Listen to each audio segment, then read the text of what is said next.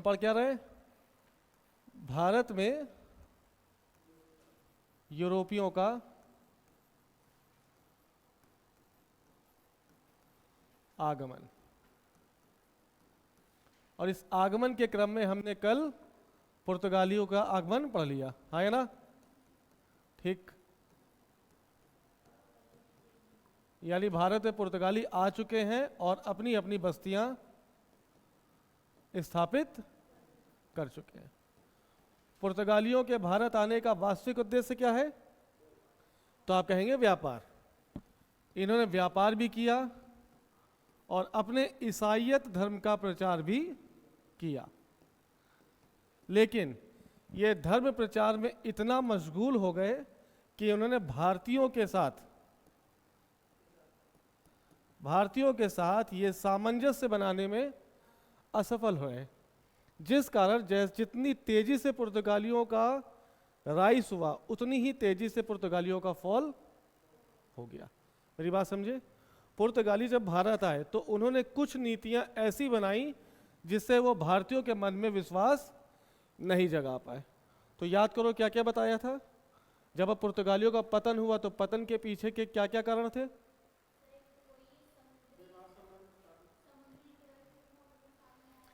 इन्होंने अरब सागर पे अपनी शक्ति को बढ़ा दिया। ठीक है, जब ये अरब सागर में बहुत शक्तिशाली हो गए तो ये समुद्री लुटेरों के रूप में सामने आ गए।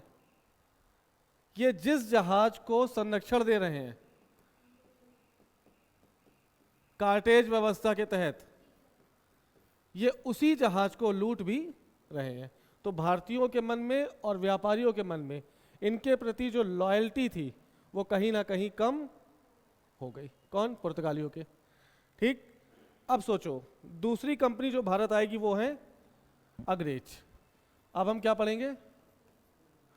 भारत में अंग्रेजों का आगमन। ये टाइम है 1600 का।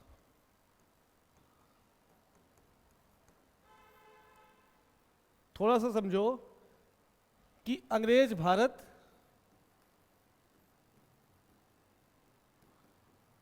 क्यों आए। टाइम कब का है ये? 1600 का। भारत में पुर्तगाली कब आ चुके हैं? 1498, है ना? पुर्तगालियों ने अपनी पहली फैक्ट्री कहां स्थापित की? कोचीन में 1503 में।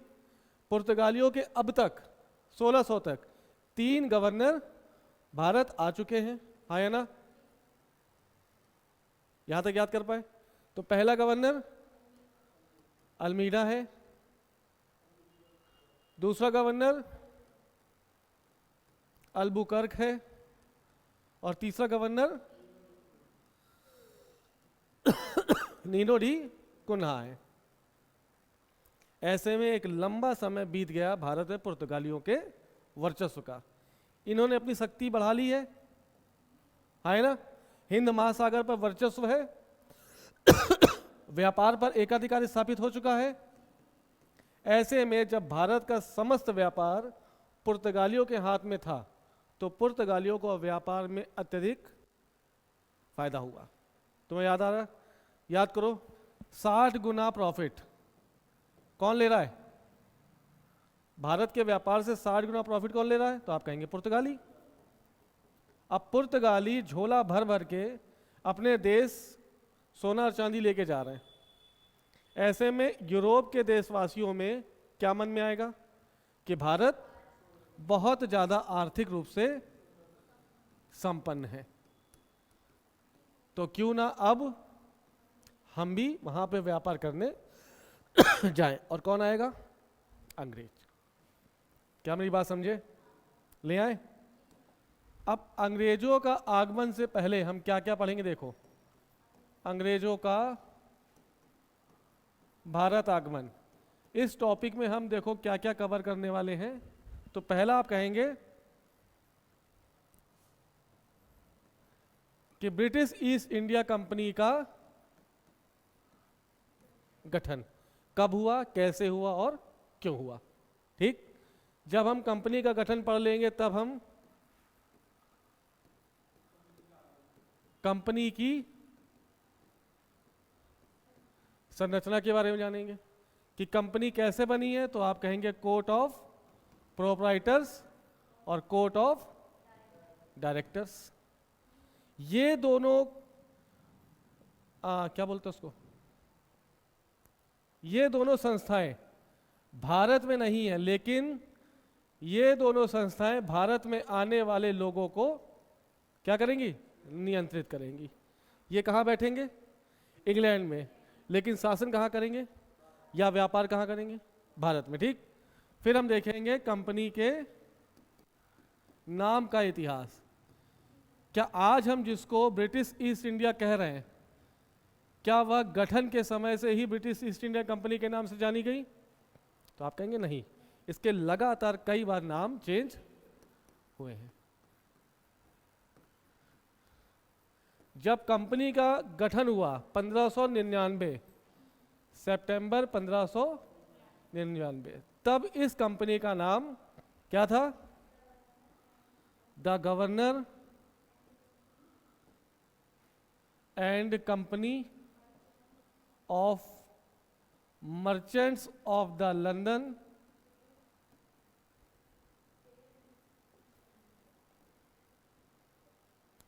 Trading into East Indies company. क्या नाम था इसका, the governor and company of merchants of the London trading into East Indies company.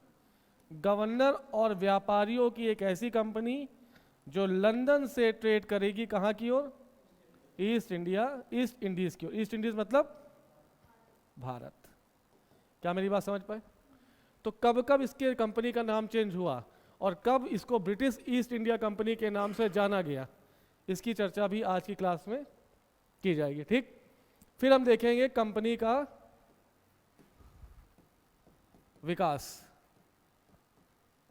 मेरी बात समझे कि कैसे कैसे कंपनी ने अपने आप को डेवलप किया और पुर्तगालियों के साथ साथ व्यापार की दिशा में अपने आप को ये आगे बढ़ा ले गए। ठीक, इसके बाद हम देखेंगे कंपनी और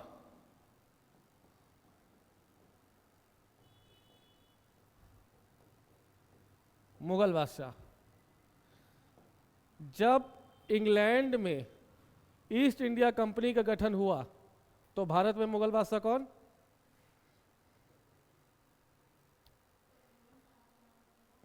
वगैरह क्या होता है, क्वेश्चन का जवाब दो। सुनो क्वेश्चन का जवाब क्या पूछ रहे हैं हम।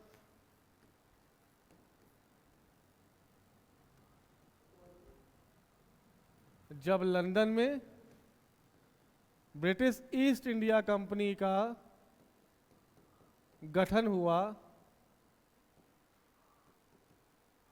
उस समय भारत की केंद्रीय शक्ति के रूप में कौन स्थापित था, बताओ, ऑप्शन लो।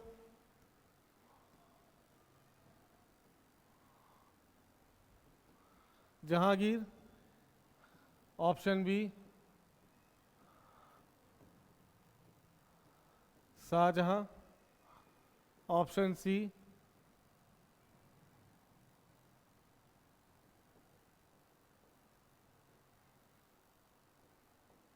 Humayun, option D Akbar. बताओ। नहीं वैसे वैसे नहीं, हमें आंसर चाहिए। हाँ,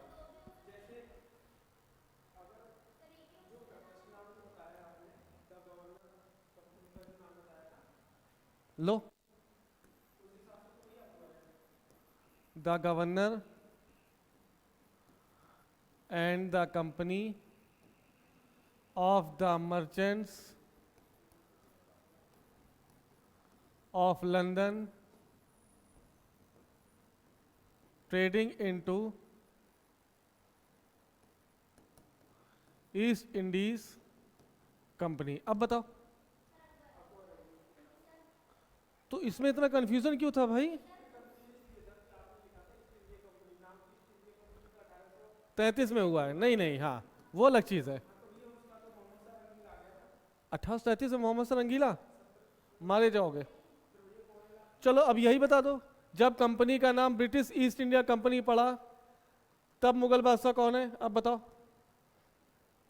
और तुम्हें ईयर भी दे दिया 1833। अब बताओ बताओ बताओ। ये कमी है कि उत्तरवर्ती मुगल शासकों का क्रम आपको याद नहीं हुआ। अगर ये याद होता तो आपको ये पता होता कि 1833 में मुगल बादशाह, उत्तरवर्ती मुगल बादशाह कौन है। अच्छा बताओ, किस मुगल बादशाह की पेंशन छुड़वाने के लिए राजा राम मोहन राय इंग्लैंड गए? तो एक टाइम किसका हुआ? यार हद है यार। जब कंपनी का नाम ब्रिटिश ईस्ट इंडिया कंपनी पड़ा तो उस समय मुगल बादशाह अकबर द्वितीय है, जिसका टाइम पीरियड 1806 से 1837। ये सब छोटी छोटी बातें आपको याद होनी चाहिए। क्वेश्चन को घुमाएगा और तुम लोग घूम जाओगे, नहीं पूछ सकता। हाँ, इसका आंसर अकबर है, ठीक है ना। तो इसके बाद हमें क्या पढ़ना है? देखो, पहला कंपनी का गठन, कंपनी की संरचना, कंपनी के नाम का इतिहास, कंपनी का विकास, कंपनी और मुगल बादशाह। कंपनी और मुगल बादशाह में हम देखेंगे कि कंपनी और जहांगीर के बीच क्या क्या बातें हुई। याद आया? पहला, कैप्टन हॉकिंस किसके काल में भारत आएगा? ठीक है। फिर हम देखेंगे कंपनी और शाहजहां के मध्य कैसे संबंध थे। फिर हम देखेंगे कंपनी और औरंगजेब के मध्य कैसे संबंध थे। फिर हम देखेंगे कंपनी और उत्तरवर्ती मुगल बादशाहों के बीच कैसे संबंध थे। और उत्तरवर्ती मुगल बादशाह में सबसे इंपॉर्टेंट कौन है? फारूक। ठीक है। जब हम मुगल बादशाह और कंपनी के मध्य संबंध समझ लेंगे तब हम देखेंगे कंपनी और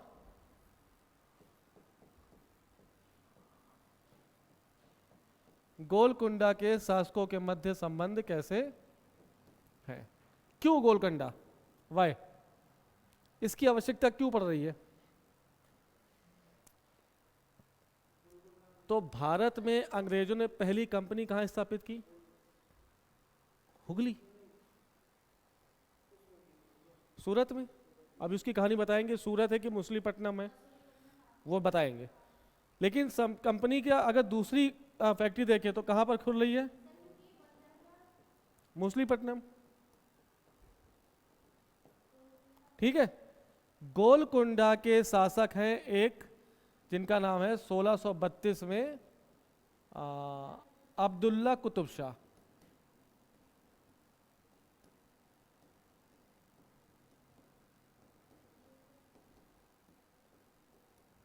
ये और अंग्रेजों के मध्य एक समझौता होगा और गोलकुंडा को पट्टे पर दे दिया जाएगा 500 पैगोड़ा लेकर। पैगोड़ा क्या है? पैगोड़ा है सोने का शाही सिक्का। अभी कहानी आएगी, ठीक है। तो कंपनी और गोलकुंडा के शासकों के मध्य संबंध कैसे, फिर हम देखेंगे कंपनी और कंपनी द्वारा स्थापित मद्रास की कोठी। जब इतने खंडों में पढ़ लेंगे तब हम भारत में अंग्रेजों के आगमन को समझ पाएंगे। अभी युद्ध नहीं करा रहे हैं, अभी डच, अंग्रेज, पुर्तगाली, फ्रांसीसी सब आपस में लड़ेंगे, लेकिन अभी युद्ध नहीं। अभी सिर्फ क्या कर रहे हैं? अभी सीक्वेंस में आएंगे। पहले पुर्तगाली आए, फिर अंग्रेज आए, फिर डच आएंगे, फिर डेनिस आएंगे, फ्रांसीसी आएंगे और स्वीडिश आएंगे। तो अभी ये क्रम पढ़ रहे हैं, ठीक है। पक्का? तो ले आए कंपनी का गठन। देखो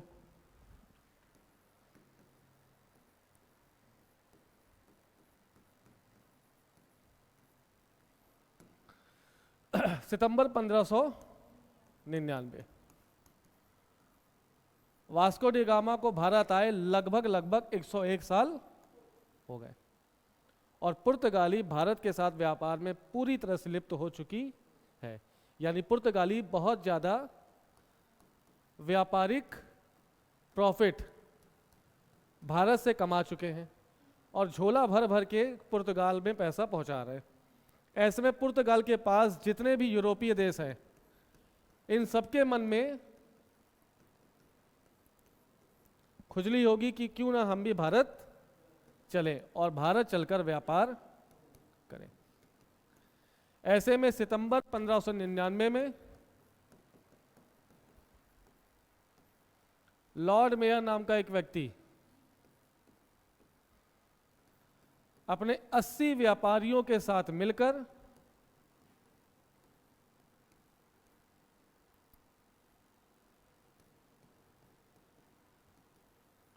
एक कंपनी का गठन कर देगा और उसी कंपनी को क्या कहा गया?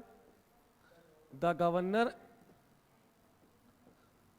And the company of the merchants of London trading into the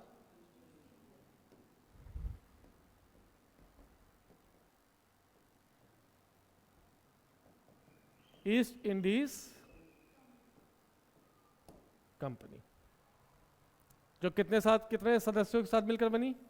80। पूरी तरह से कैसी कंपनी है? निजी कंपनी। यानी इस 80 लोगों के द्वारा कंपनी की शेयर होल्डिंग अपने पास रखी गई, जो व्यापार करने के लिए कहाँ आएंगे? भारत के लिए। समझ में आया? कब की बात है ये घटना? सितंबर 1500। कंपनी का गठन हो चुका है, लेकिन कंपनी के रजिस्ट्रेशन के लिए ये कंपनी के जो डॉक्यूमेंट्स हैं वो कहाँ जाएंगे? ब्रिटेन की महारानी एलिजाबेथ टेलर फर्स्ट, क्योंकि जब भारत का प्रमुख साइन करेगा तभी तो कंपनी रजिस्टर होगी, तभी तो कंपनी को कुछ अधिकार मिलेंगे कि आप भारत जाइए और भारत जाकर व्यापार करिए। और ये साइन किया गया है 31 दिसंबर 1600। 2 डेट आप याद रखिएगा। कंपनी का गठन कब हो रहा है? सितंबर 1599। कंपनी ऑथराइज्ड कब हो रही भारत में व्यापार करने के लिए?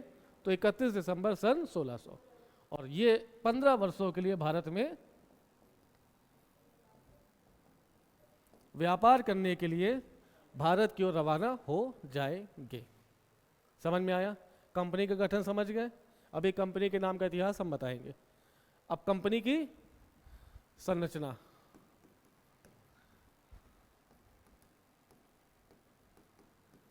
Structure of British East India company. ये नाम बाद में पढ़ा है, इतना बड़ा नाम नहीं ले पाएंगे ना। तो देखो पहले कौन है इसके? Court of proprietors. और दूसरे हैं कोर्ट ऑफ डायरेक्टर्स। ये कौन है? कंपनी के मालिक। जिनकी संख्या कितनी है? 80। यानी जो कंपनी बनी है इसमें शेयर किसके हैं? तो they are shareholders of the British East India Company. ठीक। ये जो 80 लोग कहाँ बैठेंगे? तो आप कहेंगे ब्रिटेन में। ये 80 लोग मिलकर वोटिंग द्वारा नॉमिनेट करेंगे किसको? कोर्ट ऑफ डायरेक्टर्स को। याद रखना क्या करेंगे? नॉमिनेट किसको? कोर्ट ऑफ डायरेक्टर्स को। यानी कोर्ट ऑफ डायरेक्टर की नौकरी किसके हाथों में है? कोर्ट ऑफ प्रोप्राइटर्स के हाथों में। ये जब चाहे किसी को नियुक्त कर सकते हैं और ये जब चाहे किसी को उसके पद से बर्खास्त कर सकते हैं। समझ गए? ये संख्या कितनी इनकी? 80। कोर्ट ऑफ डायरेक्टर्स की संख्या कितनी है? 24। ये शेयर होल्डर्स नहीं है, बल्कि क्या है? ये कंपनी के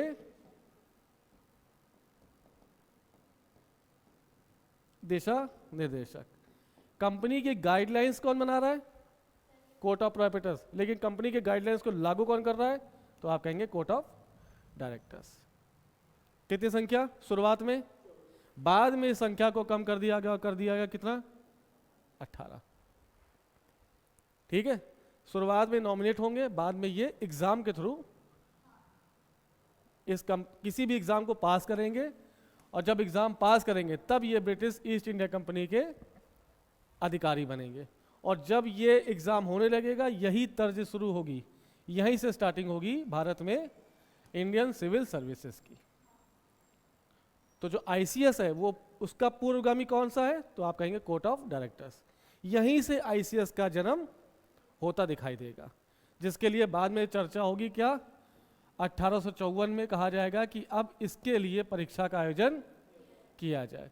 फिर 1921 के मॉर्ले मिंटो सुधार में कहा जाएगा कि जो परीक्षा ब्रिटेन में हो रही है अब उसको भारत में भी कराया जाए और भारत में परीक्षा लागू कराने के लिए एक आयोग का गठन किया जाए।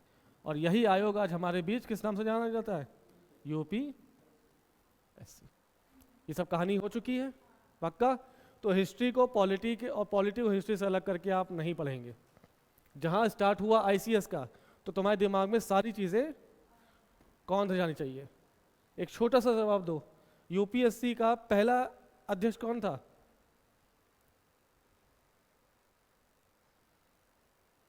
देखा, यूपीएससी की स्थापना कब हुई? पहले यूपीएससी का हेड ऑफिस कहाँ था? प्रयागराज। याद आया? तो यूपीएससी कब आया अस्तित्व में? 1921 के अधिनियम में बात हुई है। अभी 100 साल पूरे हो गए हैं, तो कब बना होगा?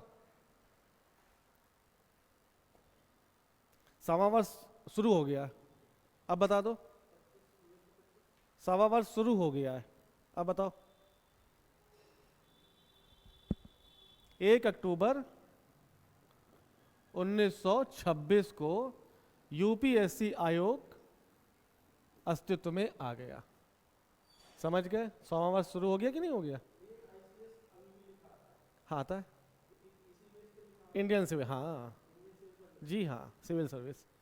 ये सिविल सर्वेंट थे कहाँ के लिए? जो भारत में ब्रिटिश ईस्ट इंडिया कंपनी के तहत काम करेंगे अधिकारी के रूप में। यहीं से धीरे, हाँ आता है आईसीएस। पहले आईसीएस ऑफिसर कौन है भारतीय?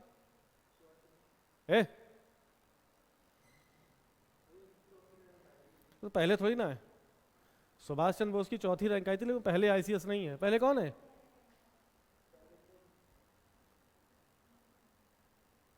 सत्येंद्रनाथ टैगोर। यार ये सब चीज़ें क्यों नहीं पता है तुम लोग को भाई? कहाँ थे? तो कंपनी की संरचना समझ में आ गई, कोर्ट ऑफ प्रोप्राइटर्स और कोर्ट ऑफ डायरेक्टर्स। यहीं से सारी चीज़ें निकल के सामने धीरे धीरे आने लगेंगी, है ना? अब आ जाओ कंपनी के नाम का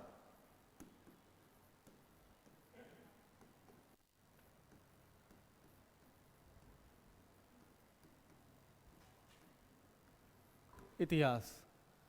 तो जब कंपनी का गठन हुआ 1599 में, तब कंपनी का नाम the governor and the company of the merchants of the London trading into the east Indies company. ठीक, इसके बाद समय आया 1688 1689। इस समय ब्रिटेन में सत्ता परिवर्तन हो गया। ठीक है, क्या हुआ? सत्ता परिवर्तन। जो पार्टी सत्ता में थी वो पार्टी चुनाव हार गई और दूसरी पार्टी ने सत्ता प्राप्त कर ली। ऐसे में भारत के व्यापार को नियंत्रित करने के लिए और बैलेंस करने के लिए और मुनाफे को बांटने के लिए उसने दूसरी कंपनी का गठन कर दिया। कौन सी कंपनी, नाम बताओ?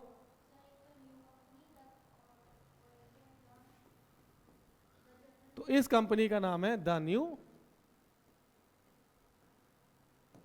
कंपनी। यानी ब्रिटिश ईस्ट इंडिया कंपनी के कंपटीशन में 1688 में दूसरी कंपनी भी भारत व्यापार करने के लिए आ गई। कितनी कंपनियां हो गई? दोनों कंपनी कहां संबंधित है?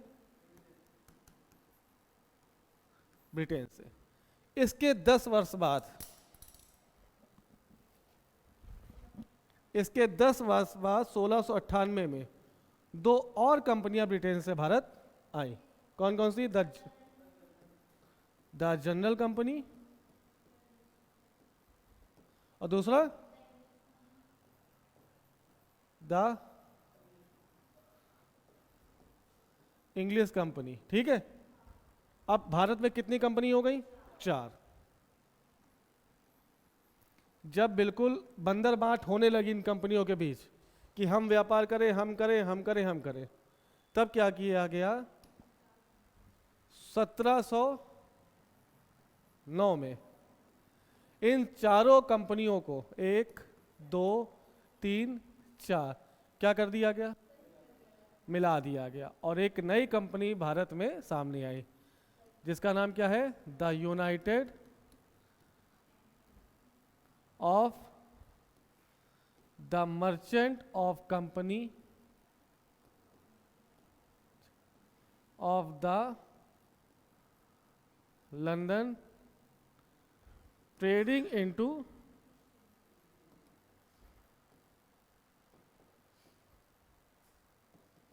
East Indies company. क्या किया गया? चारों कंपनियों को मिलाया गया ना, तो नाम में क्या याद रखोगे? यूनाइटेड। ठीक है, अब 1709 के बाद कंपनी कौन सी? एक ही कंपनी है। किस नाम से जानी जा रही है? The United of the merchants of the London trading into East Indies company. अब ये नाम बहुत बड़ा है ना, इस नाम को बोलने में लिखने में दिक्कत होगी। समय आया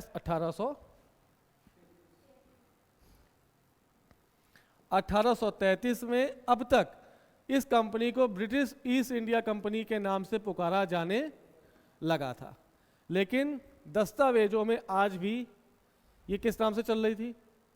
द यूनाइटेड और फलाने वाले नाम से। ठीक, 1833 के चार्टर एक्ट में इस पूरे नाम को परिवर्तित करके कहा गया कि आज से इस कंपनी का नाम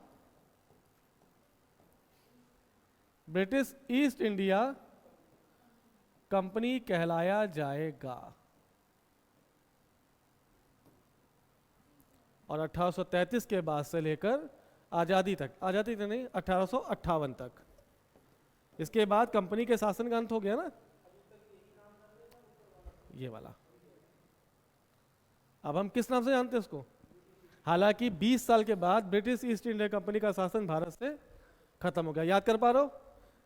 1858 का चार्टर एक्ट आएगा ना, यहां पे क्या होगा? ब्रिटिश ईस्ट इंडिया कंपनी के शासन का अंत, और अब ये ताज के अधीन चला जाएगा शासन। ताज मतलब ब्रिटेन के महारानी के हाथों में। याद आ गया? तो ये याद रखोगे। पहले किस नाम से जाना गया इसको? The governor and the merchants of the London of the trading into East Indies company. दूसरी कंपनी आई, न्यू कंपनी, 1688 में, जब ब्रिटेन में सत्ता परिवर्तन हुआ। तीसरी कंपनी 1698 में 2 नई कंपनियां और आ गई। अब जब बहुत ज़्यादा उधर उधर मच गई, तब क्या किया गया? इन चारों कंपनियों को यूनाइट कर दिया गया, तो और नया नाम रखा गया the United of the merchants of the London trading into the east Indies company. फिर ये बोलने में और लिखने में कठिनाई हो रही थी, इस वजह से 1833 में इसका नाम ब्रिटिश ईस्ट इंडिया कंपनी रख दिया गया। समझ गए? पक्का? अच्छा, कभी गौर किया है? ये टाइम याद आया? नहीं आया? अगर आपसे पूछा जाए 1833, 1813 और 1853, ये 3 चार्टर एक्ट आए थे ना भारत में, आए थे। सती प्रथा का अंत कब हो रहा है? 1829। तुम गौर करना, 1801 से लेकर 1850 में कई सारे सुधारात्मक कार्य किए गए।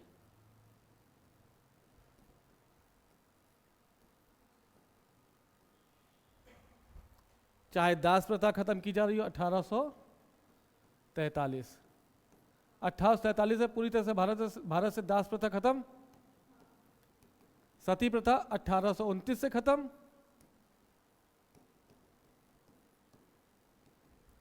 (1833) के एक्ट से ब्रिटिश ईस्ट इंडिया कंपनी का व्यापारिक एकाधिकार खत्म।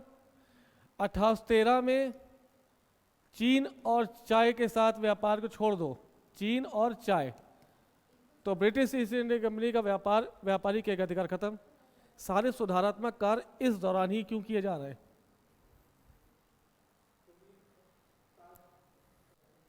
1858 में आएगा। हम किसकी बात कर रहे हैं? 1801 से 50। जाके पूछो, लाइब्रेरी में जाके पूछना, या कहीं जाके कोई पढ़ाई कर रहा हो, इन सब से देखो, जब तक तुम लोग क्वेश्चन नहीं पूछोगे एक दूसरे से, तब तक ये चीज़ आज पढ़ाएंगे, 3 दिन बाद खत्म हो जाएगी। डिस्कस करोगे 4 लोग के गैप में, ग्रुप में, तो ग्रुप में कही गई बातें हमेशा याद रहती हैं। अब जाके पूछना कि ऐसा क्यों हुआ, और जवाब मिल जाए तो बताना। बताओ क्या दिक्कत, क्या वजह थी 1801 से 50 के बीच इतने सारे सुधारात्मक कार्य हुए? अंग्रेज बहुत खुश हो गए थे क्या भारत से कि भोलेनाथ ने उनको सपना दिखाया, नहीं आप सुधार करो? सुधारों का क्रम लगा हुआ है इसी दौरान, इन 50 सालों में। क्यों? दिमाग लगाओ, कुछ तो हुआ होगा। इतिहास में एक किताब आती है रामलखन शुक्ला, उन्होंने इस बात का जिक्र किया है। नहीं पता होगा, सुनो। ये टाइम किसका है? 1801 से लेकर 1850 ब्रिटेन में बौद्धिक क्रांति चल रही है। कहां पर? और ब्रिटेन का बहुत बड़ा वर्ग उपयोगितावाद से बहुत ज्यादा प्रभावित है। उपयोगितावाद, उदारवाद, सुधारवाद। ब्रिटेन में चारों तरफ क्या चल रहा है? उपयोगितावाद की चीजें चल रही हैं, और इसको सबसे ज्यादा सपोर्ट किया है जेम्स मिल, जेएस मिल और जर्मी बेंथम। ये तीनों ही उपयोगितावाद के प्रबल विचारक, बताया था। हाँ, तो ये प्रबल विचारक है। ब्रिटेन में चारों तरफ उपयोगितावाद की लहर है। खुद ब्रिटेन में कई सारे सुधार इस समय हो रहे हैं। तो उस वहां की सरकार ने कहा कि जब ब्रिटेन में उपयोगितावाद चरम पर पहुंच गया है, जबकि ब्रिटेन में खुद कई सारे सुधार हो रहे हैं, तो क्यों ना हम अपने गुलाम देश को भी कई सारे सुधार गिफ्ट के रूप में दें। क्योंकि ब्रिटेन में सुधार हो रहे हैं, इस वजह से ब्रिटेन का गुलाम कौन है? भारत। तो भारत में भी सुधार हुए। कौन सा टाइम पीरियड? याद रखना, ये चीज बहुत कॉन्सेप्चुअल चीज है।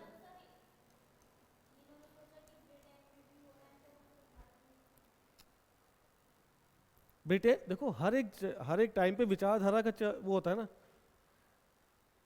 कांग्रेस का गठन हुआ था, तो क्या उस समय क्रांतिकारी विचारधारा थी? होगी, लेकिन उतने प्रबल नहीं थी। उस समय प्रबल कौन थे? उदारवाद, लाल बाल पाल। तो जब उनकी विचारधारा चल रही थी तो सब लोग उन्हीं से प्रेरित थे। फिर भगत सिंह का समय आया, और भगत सिंह ने विचारों को खूब ज़्यादा फैलाया, तो पूरी जनता किसके विचार से प्रेरित हो गई? भगत सिंह के। ऐसा ही ठीक कुछ ब्रिटेन में हो रहा है। ब्रिटेन में 1801 से 50 के बीच जो विचारों का चलन हुआ, वो कौन से विचार हैं?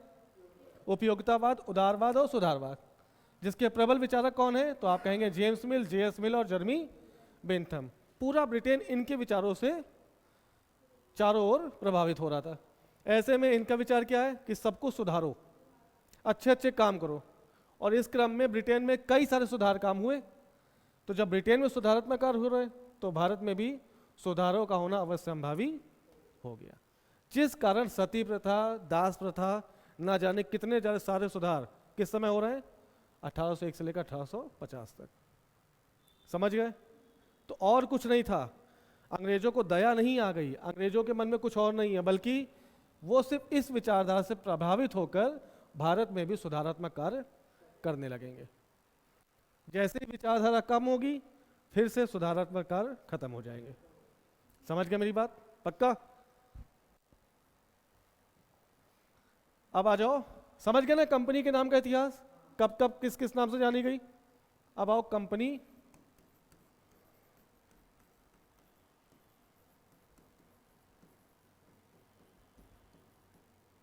कंपनी और मुगल शासक।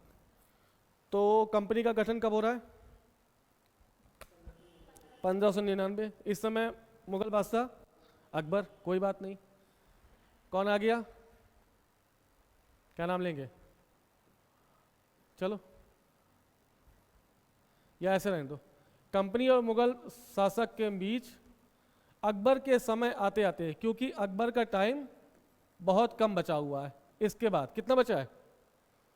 अकबर की डेथ कब हो रही है? 1605 में। कंपनी का गठन कब हो रहा है? तो 7 साल यानी 6 साल ही बचे थे। तो कंपनी और अकबर के मध्य ज़्यादा कोई संबंध स्थापित नहीं हो पाए। ठीक है, समझ गए ना बात? तो कंपनी और मुगल शासकों में सबसे पहले क्या देखेंगे? जहांगीर और ब्रिटिश ईस्ट इंडिया कंपनी। ठीक है, बताओ। टाइम है 1608। ब्रिटिश ईस्ट इंडिया कंपनी का एक दूत जिसका नाम कैप्टन हॉकिंस है, ये भारत आया। ठीक है, किसके दरबार में? 1608। भारत आते ही ये किससे मिला? जहांगीर से।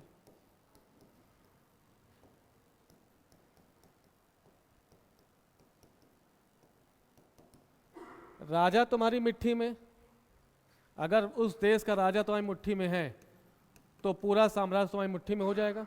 ये बात किसको पता है? कैप्टन हॉकिंस को।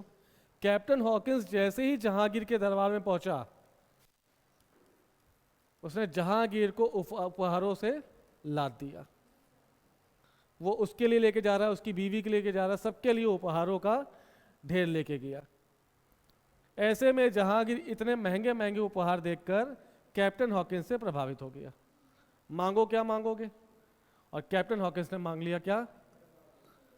कि भाई साहब, अभी हम वापसी में आ रहे थे, सॉरी ब्रिटेन से भारत आ रहे थे, तो सूरत में रुके, और सूरत का बंदरगाह व्यापारिक दृष्टिकोण से बहुत ही महत्वपूर्ण, कृपया सूरत में मुझे फैक्ट्री खोलने की अनुमति दें, जो भी व्यापार का फायदा होगा वो आपको भी पहुंच जाएगा।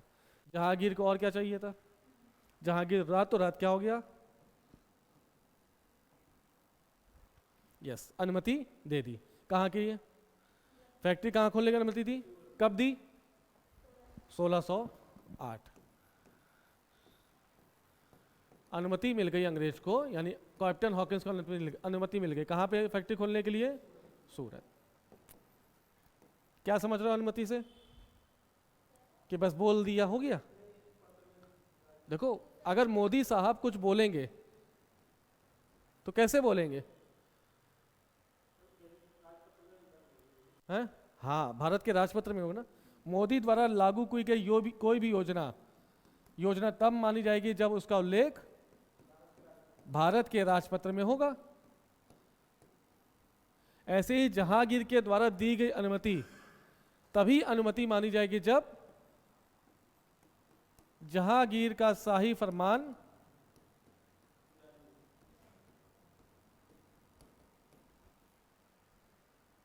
शाही दस्तावेज के द्वारा दर्ज किया जाएगा। हाँ या ना? जैसे ही अनुमति मिली जहांगीर के शाही दस्तावेज में उसकी बात लिख दी। मिल गई। अब अंग्रेजों का प्रतिस्पर्धा कौन कर रहा है भारत में? पुर्तगाली। पुर्तगालियों को यह बात पता चल गई कि जहांगीर ने अंग्रेज कैप्टन हॉकिंस को सूरत में फैक्ट्री खोलने की अनुमति दे दी। कल बताओ, आपने बताया था पुर्तगाली और अकबर के मध्य के संबंध कैसे थे? जहांगीर के संबंध कैसे थे? ठीक नहीं थे। क्यों? जहांगीर के संबंध भी अच्छे हैं। यानी अब पुर्तगालियों को पता चला कि उसका मित्र कैप्टन हॉकिंस से हाथ मिला चुका है। ऐसे में अगले दिन पुर्तगाली किसके दरबार में पहुंचेंगे? जहांगीर के। माई बाप, ये तो बहुत गलत किया आपने। आपने एक तरफ हमको भी व्यापारी की अनुमति दे रखी है और दूसरी तरफ हमारे दुश्मन को दे रहा हो। जहांगीर को यह बात समझ में आ गई और पुर्तगालियों के प्रभाव में आकर जहांगीर ने अगले दिन फरमान वापस ले लिया।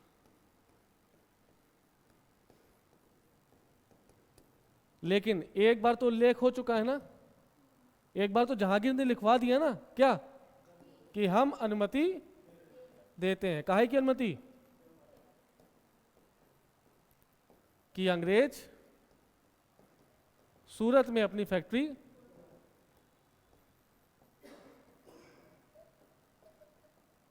फैक्ट्री लगा ले।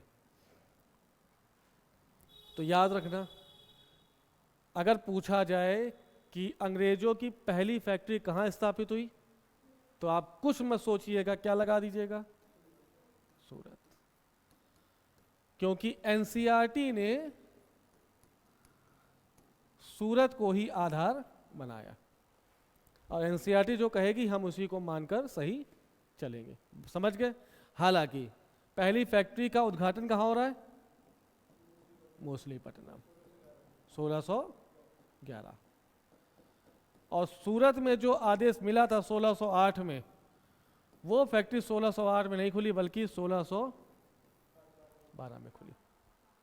ठीक है। लेकिन पहली फैक्ट्री हम किसको मानेंगे? सूरत। क्योंकि शाही फरमान दस्तावेज किसके लिए जारी हो गया था? सूरत के लिए। खुले या न खुले बात अलग है, लेकिन आदेश पहले जहांगीर ने दे दिया। किसके लिए? सूरत के लिए। ठीक है। अनुमति मिली, पैसा वैसा लेकर वापस चला गया। कब? 1611। और एक नया अंग्रेज भारत आया जिसका नाम क्या है? मिल्डन। जहांगीर पहले भी हॉकिंस से प्रभावित हो चुका है, दिमाग में रखना ये बात। लेकिन पुर्तगालियों के दबाव से वो अपने आप को अलग नहीं कर पा रहा है और कहीं ना कहीं पुर्तगालियों के झुकाव में अभी भी वो है। क्यों? क्योंकि पुर्तगालियों के पास नौसेना बहुत ज़्यादा स्ट्रांग है। अंग्रेजों की नौसेना के बारे में अभी जहांगीर को कुछ भी पता नहीं है। कौन आया? मिल्डन। और अरे भाई साहब,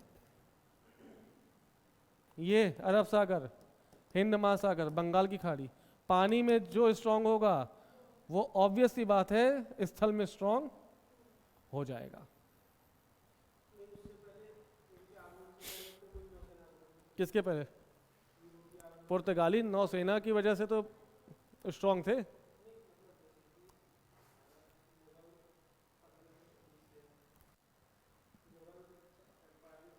पंद्रह 26 से है मुगलों। हाँ हाँ हाँ। 1572 में देख रहा है नौसेना। पुर्तगाली आ चुके हैं गुजरात में। नौसेना का उपयोग इससे भारत की वजह से नहीं हो रहा है, वैश्विक स्तर पर हो रहा है। क्योंकि कस्तनतुनिया का पतन हो चुका है। अब जो स्थल वाला मार्ग है वो बंद हो गया है। वास्को डी गामा की मजबूरी है कि वो समुद्र को पार करके भारत आए।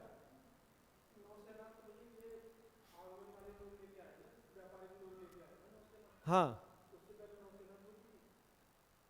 कैसे? मतलब समझे नहीं क्या कहते है? 1572 में अकबर ने जब गुजरात का दौरा किया और वो पुर्तगालियों से मिला, तब उसने पहली बार समुद्र देखा। ली नहीं है, एक दो जहाजी बेड़े हैं, लेकिन वो उनकी नौसेना देख के बहुत प्रभावित है। वो दोस्त है पुर्तगालियों का अकबर, नौसेना देख कर ही प्रभावित है। अरे यार, उनको समझ में आ गया कि नौसेना का होना बहुत इंपॉर्टेंट है। वो पुर्तगालियों से बहुत प्रभावित हो चुके हैं।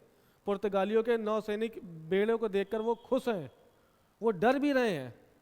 अकबर ने डायरेक्ट कभी पुर्तगालियों से पंगा नहीं लिया है,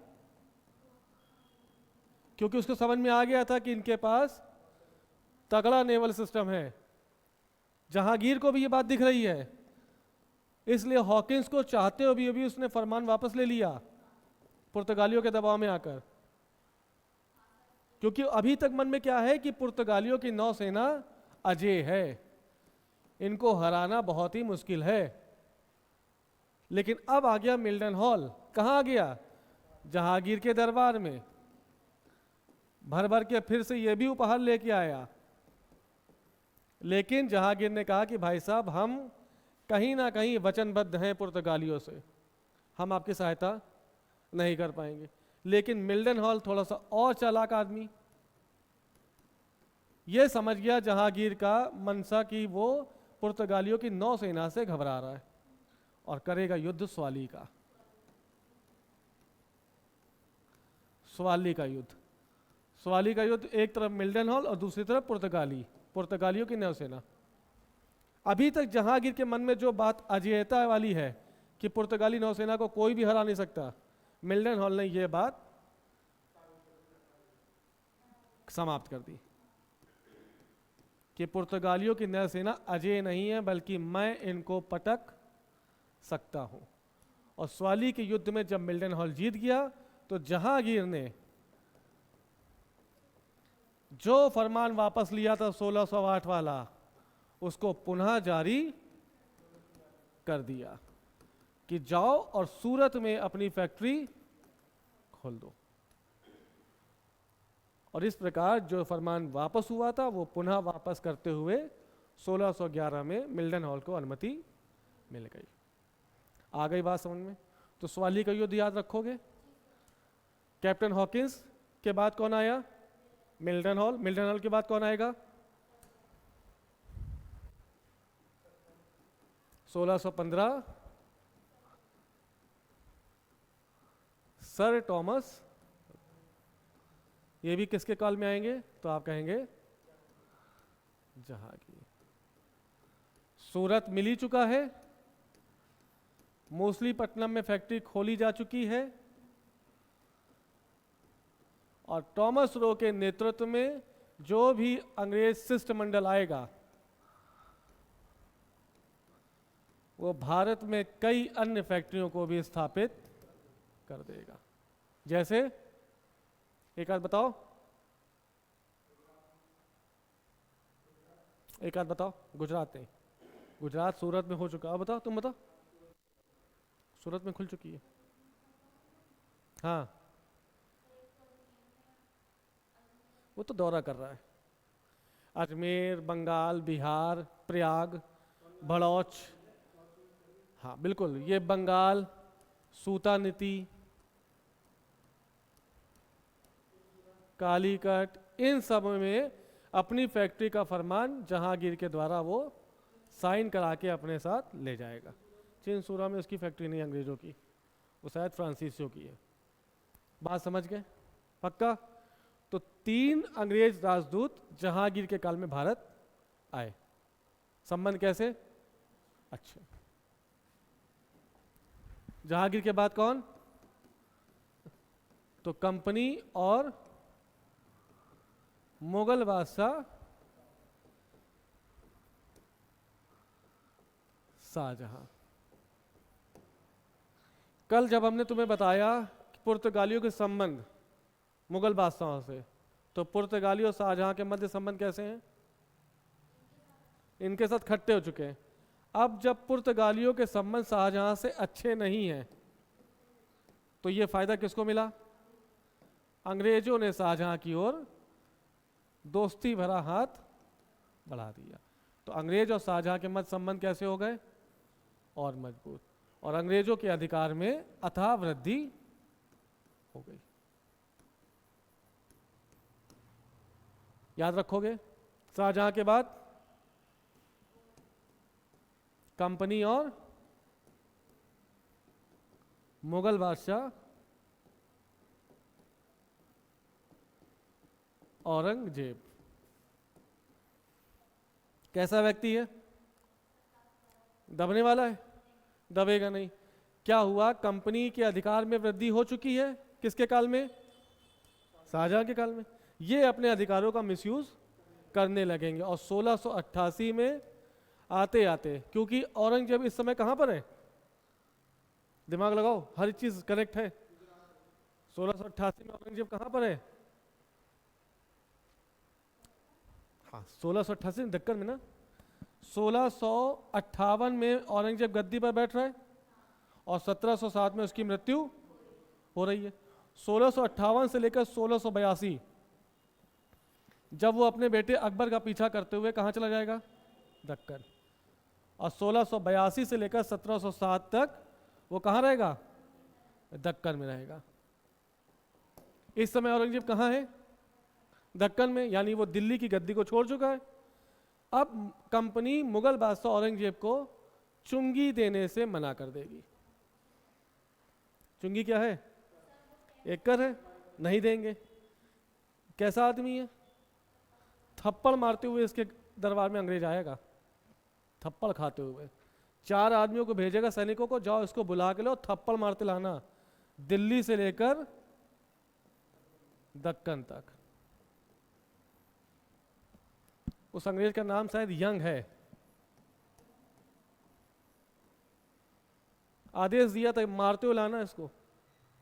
थप्पड़ खाते खाते दिल्ली से दक्कन पहुंचे, पैरों में गिर गए कि माफ कर दो, बोरिया बस्तर बांधो और तत्काल गति से भारत छोड़ो, नहीं तो जैसे तुमको मारा सबको मारेंगे। तो ये तो चूतिया, सॉरी तो छोटा लड़का, यंग, यंग मतलब यंग, मतलब उम्र से भी यंग और विचारों से यंग।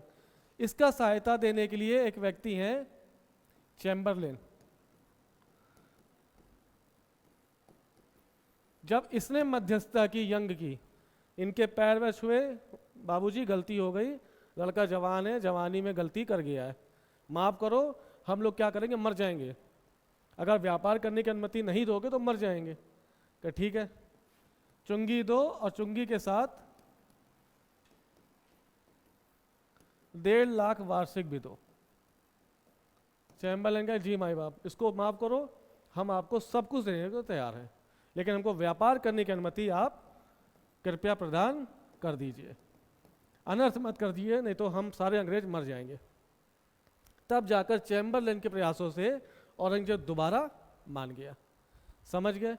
1688 की घटना है और 1698 में औरंगजेब खुश होकर अंग्रेजों को सूतानती,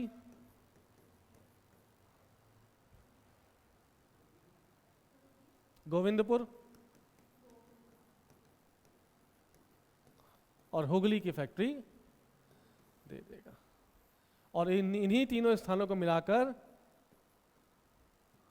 अंग्रेज किसका निर्माण करेंगे? फोर्ट विलियम, जो आया कब? 1700 में बनकर तैयार हो गया। तो याद रखना, फोर्ट विलियम, हाँ किला है, फोर्ट मतलब, और विलियम मतलब, विलियम इस समय ब्रिटेन के राजा हैं। क्या नाम है इनका? जिनका नाम विलियम थर्ड है। विलियम थर्ड के नाम पर अंग्रेजों ने फोर्ट विलियम का नाम फोर्ट विलियम कर दिया। कितने जगह से मिला? सूतानती, गोविंदपुर और हुगली नामक तीनों स्थानों को घेरा गया और एक किला बना दिया गया, जिसे किस नाम से जाना गया? Fort William. किसके काल में बना? औरंगजेब। औरंगजेब इसके 10 साल पहले इनको लतिया चुका है, लेकिन जब ये नाक रगड़ेंगे, माफ़ी मांगेंगे, तब औरंगजेब इनको माफ़ कर देगा। और 10 साल के भीतर अंग्रेजों से खुश होकर ये सूतानती, गोविंदपुर या हुगली की फैक्ट्री किसको दे देगा? अंग्रेजों को। समझ गए? और ये पहला दुर्ग है जो अंग्रेजों ने बनाया।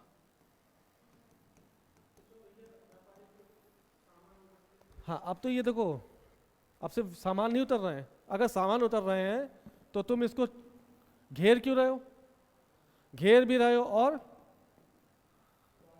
सैनिक भी रख रहे हो। यानी अब इनकी मानसिक जो मंशा है वो कहीं ना कहीं दिखाई दे रही है। अब ये हथियार वथियार और प्रशासन में भी अपनी रुचि रख रहे हैं। धीरे धीरे प्लान्ड है सब कुछ ना।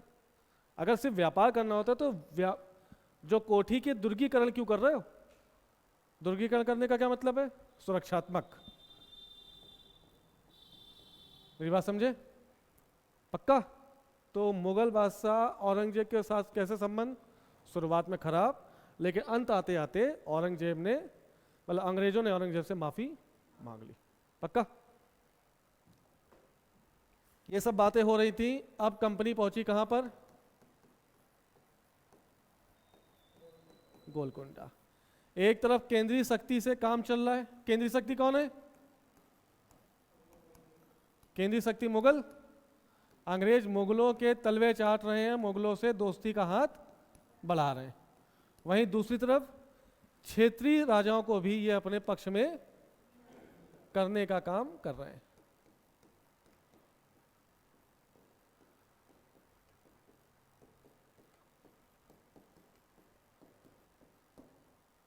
आगे बात समझे?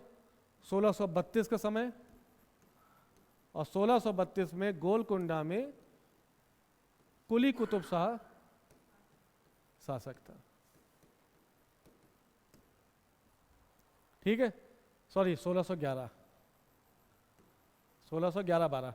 इस समय कुली कुतुब शाह है। और फैक्ट्री कौन सी स्थापित हो रही है? मसूलीपट्टनम।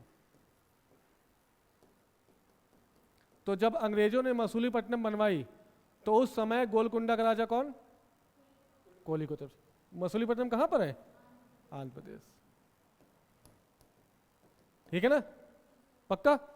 इसके बाद आया टाइम 1632, और 1632 में कुली कुतुब शाह का लड़का, जिसका नाम क्या है? अब्दुल्ला कुतुब शाह। अंग्रेजों ने इसको अपने पक्ष में कर लिया और गोलकुंडा को पट्टे पर ले लिया। गोलकुंडा को पट्टे पर ले लिया। कितने में? 500 पैगोड़ा।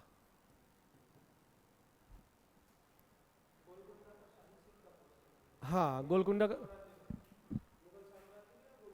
नहीं, मुगल साम्राज्य का नहीं है, ये वहां का है, दक्कन के गोलकुंडा का शाही सिक्का, सोने का सिक्का। सिर्फ मात्र 500 रुपए में कुतुब शाह ने गोलकुंडा को पट्टे पर, जो करना है करो। अब बताओ, ऐसे गोलकुंडा जैसे बंदरगाह अंग्रेजों को यदि मिल जाएंगे तो शक्तिशाली नहीं होंगे? हो जाएंगे। समझ गए? इसी तरह से कंपनी और तमिलनाडु, तमिलनाडु बोले तो मद्रास, मद्रास को भी अंग्रेजों ने अपने पक्ष में कर लिया और मद्रास की फोर्टिफिकेशन कर दिया, मतलब दुर्गीकृत कर दिया। किस नाम से?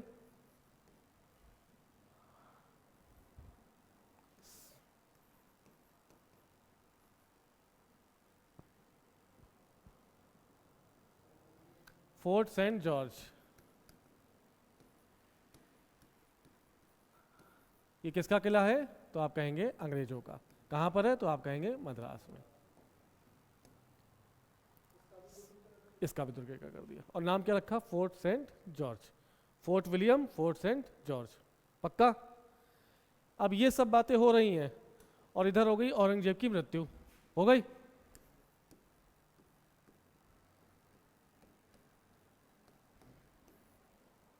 अब उत्तरवर्ती मुगल शासक,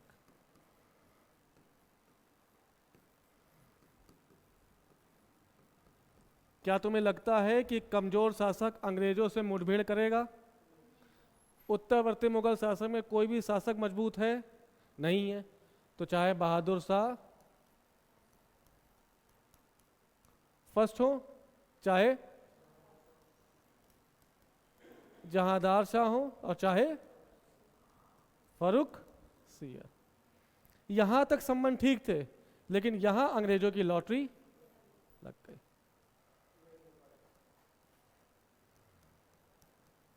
कैसे?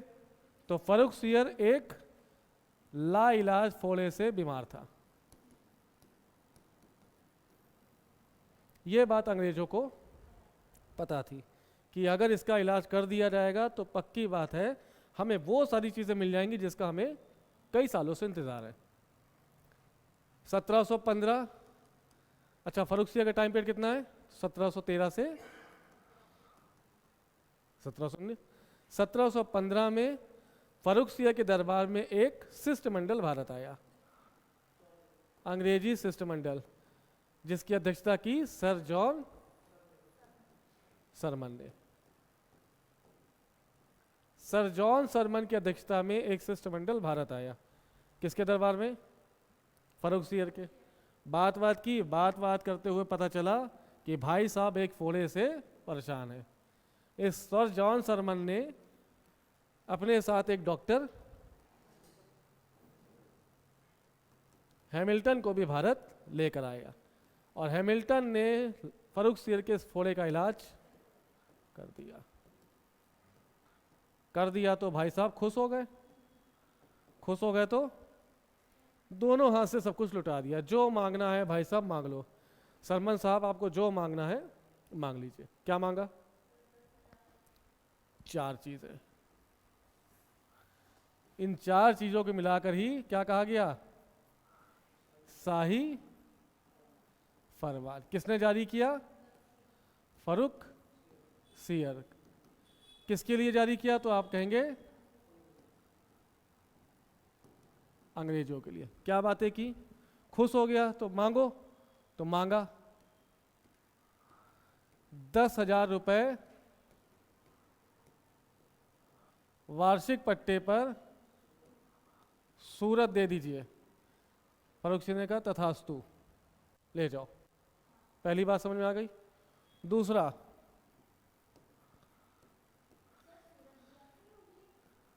$30,000 वार्षिक पट्टे पर दे दीजिए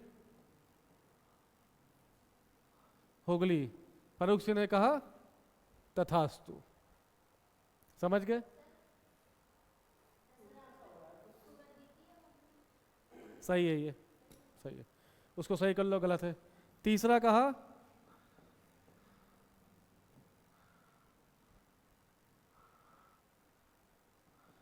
कलकत्ता के पास अंग्रेज चाहे कोई भी जमीन खरीद सकते हैं, जितनी चाहे उतनी, जब चाहो जब, जिससे चाहो जिससे।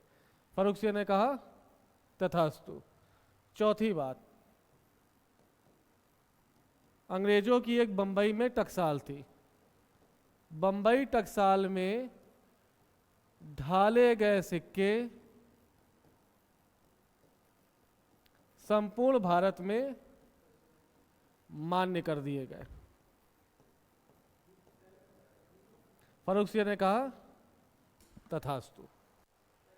हाँ, तो ये 2 चीजें बढ़ा लेना, ठीक है।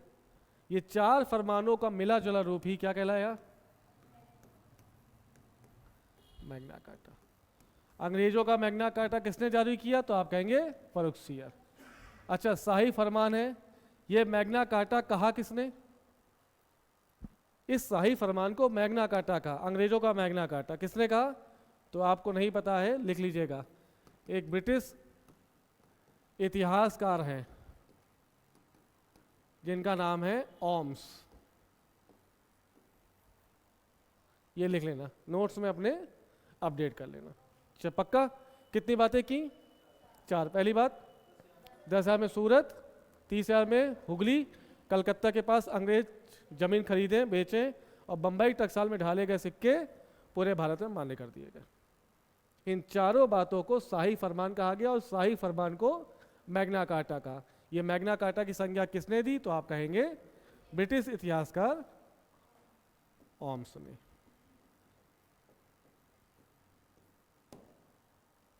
समझ गए? पक्का? अब बताओ, जब सारी चीज़ें इनको मिल रही हैं तो क्या ये अपने आप को शक्तिशाली बनाएंगे?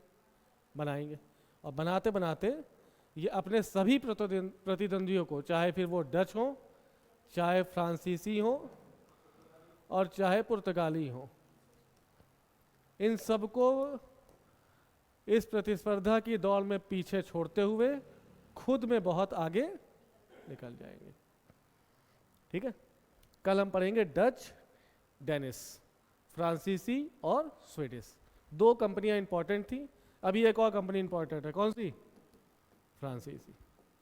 कल आपको फ्रांसीसी कंपनी का इतिहास समझ में आ जाएगा। ठीक है, मिले कल, चलो।